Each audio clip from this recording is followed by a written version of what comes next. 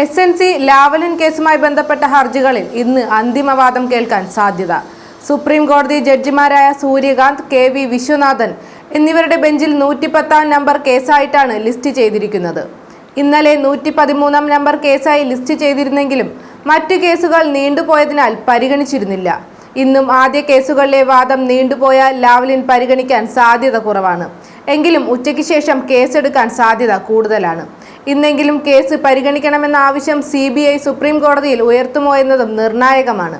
കഴിഞ്ഞ ദിവസം സമയക്കുറവ് മൂലം കോടതി പറയുന്നതിന് മുമ്പ് SNSC ലാവ്ലിൻ കേസിലെ അഭിഭാഷകർ പോലും കോടതിക്ക് മുമ്പിൽ ഉയർത്തിക്കാട്ടിയിട്ടില്ല. അങ്ങനെ ചെയ്തിരുന്നുവെങ്കിൽ ഇന്ന് കുറച്ചുകൂടി മുകളിൽ കേസ് ഇടം പിടിച്ചേനെ.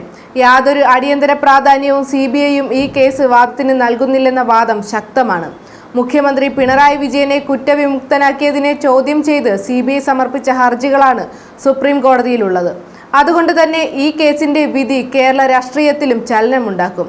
പന്നിയാൻ, ചെങ്കുളം, പള്ളിവാസൽ ജലവൈദ്യുത പദ്ധതികളുടെ നവീകരണത്തിന് കാനഡയിലെ SNC ലാവ്ലിൻ കമ്പനിയുമായി കരാറുണ്ടാക്കിയതിൽ ക്രമക്കേടുണ്ടായെന്നും ഇതുവഴി 86.25 കോടിയുടെ നഷ്ടം സംഭവിച്ചെന്നുമാണ് case.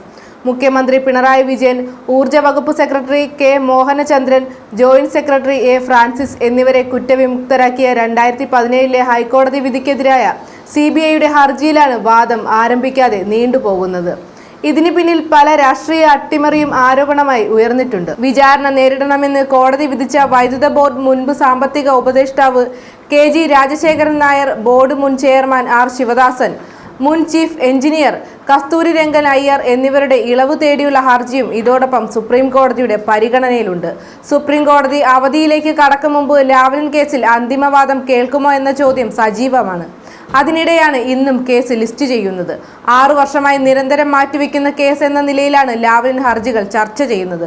Justice Suryakant, justice K.V. Viswanathan എന്നിവരടങ്ങുന്ന ബെഞ്ചാണ് ലാവ്ലിൻ കേസ് പരിഗണിക്കുന്നത്. മുഖ്യമന്ത്രി പിണറായി വിജയനെ കുറ്റവിമുക്തനാക്കിക്കൊണ്ടുള്ള ഹൈക്കോടതി വിധിക്കെതിരായ CBIയുടെ ഹർജിയാണിത്. നേരത്തെ ജസ്റ്റിസ് C.T. രവികുമാർ പിന്മാറിയതോടെയാണ് കേസ് പുതിയ ബെഞ്ചിലേക്ക് മാറ്റിയത്. ഹൈക്കോടതിയിൽ ഇതേ കേസിൽ വാദം കേട്ടിട്ടുണ്ടെന്ന് ചൂണ്ടിക്കാട്ടിയാണ് ജസ്റ്റിസ് C.T. രവികുമാർ പിന്മാറിയത്. കഴിഞ്ഞ 6 വർഷത്തിനിടെ 4 ബെഞ്ചുകളിലായി 35-ലേറെ തവണയാണ് കേസ് ലിസ്റ്റ് ചെയ്യപ്പെടുന്നത്. അപ്പീൽ നൽകിയ CBI വരെ മാറ്റിവെക്കണമെന്ന് ആവശ്യപ്പെട്ടിട്ടുണ്ട്. കേസ് പരിഗണിച്ച ജസ്റ്റിസുമാരായ NV Ramana, UU Lalit, MR Shah എന്നിവർ സുപ്രീം കോടതിയിൽ നിന്നും വിരമിച്ചു. കേസ് വാദിക്കാൻ തയ്യാറാണെന്ന് പിണറായി വിജയന്റെ അഭിഭാഷകൻ അറിയിച്ചപ്പോഴും മാറ്റിവെക്കണമെന്ന അപേക്ഷയാണ് CBI പലപ്പോഴും സുപ്രീം കോടതിയിൽ സമർപ്പിച്ചത്. ഇതെല്ലാം വലിയ രാഷ്ട്രീയ ചർച്ചകൾക്ക് വഴിവെച്ചിരുന്നു. Ashraya Sammana Perumazha season 2 2024.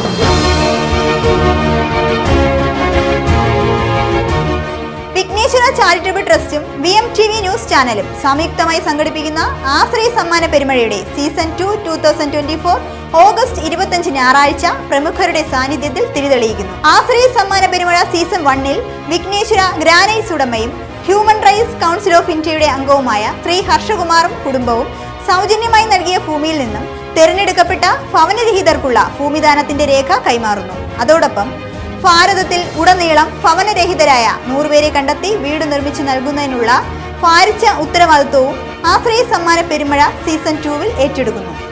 VMTV news ചാനലിൽ പരസ്യം നൽകുന്നതോടൊപ്പം നിങ്ങൾ ഈ കാരുണ്യ പ്രവൃത്തിയിൽ പങ്കാളികളാവുകയും വിഘ്നേശ്വര ചാരിറ്റബിൾ ട്രസ്റ്റിന്റെ ഭാഗമാകണമെന്നും ഭാരതത്തിന്റെ മണ്ണിൽ ഭവനരഹിതർ ഉണ്ടാകരുതെന്നും ഒപ്പം ചികിത്സയും മരുന്നും അന്നവും വസ്ത്രവും തൊഴിലും ലഭ്യമാക്കണം എന്നുമുള്ള ഉറച്ച പ്രാർത്ഥനയോടുകൂടി വിഘ്നേശ്വര ചാരിറ്റബിൾ ട്രസ്റ്റും VMTV ന്യൂസ് ചാനലും ആശ്രയ സമ്മാന പെരുമഴ സീസൺ 2 എന്ന പേരിൽ ജനസമക്ഷം ഇറങ്ങി തിരിച്ചിരിക്കുന്നു.